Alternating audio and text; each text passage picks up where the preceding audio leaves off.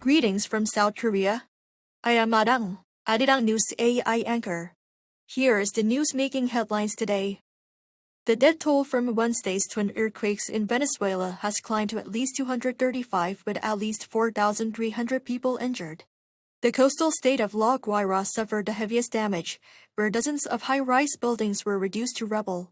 Nationwide, at least 250 structures have been destroyed, including hospitals and public facilities. Rescue operations are underway as government-mobilized heavy machinery arrives on the scene. The international community is also stepping up to help. The United States has pledged a total of $250 million in assistance and deployed a disaster response team, while the EU and neighboring countries are dispatching specialized rescue crews.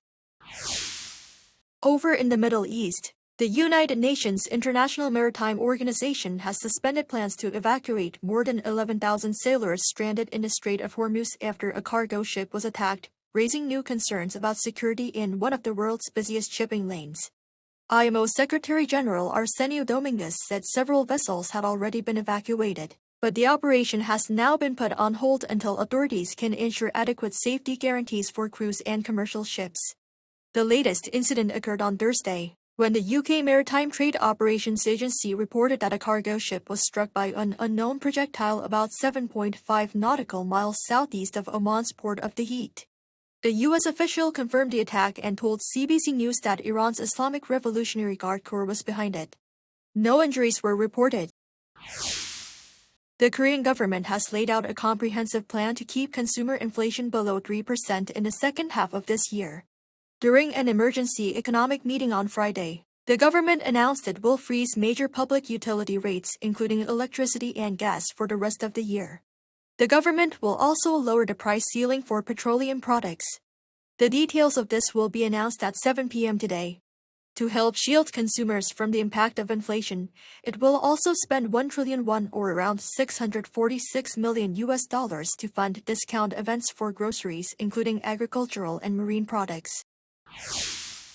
The head of the International Atomic Energy Agency, Grossi, called the MOU between the U.S. and Iran relatively succinct, but said that talks are still needed on the details of how the nuclear activities will be supervised, monitored, and verified by the IAEA. This, during the interview with Arirang News, where he said it is very important to go into the technical discussions to determine where and when the agency starts with the actual inspections. When it comes to North Korea's nuclear activities, Grossi called it concerning, as it is showing stable trend of increase in the production of fissile material for the development of nuclear weapons. North Korean leader Kim Jong-un has overseen tests of several key weapons systems as the country pushes ahead with modernizing its missile program.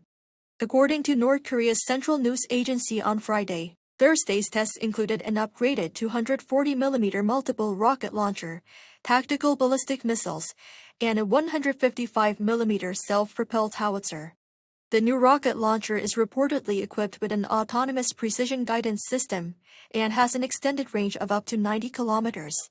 Kim expressed satisfaction with the results, saying North Korea is focusing on greater automation, longer range capabilities, and ultra-precision in its weapons development.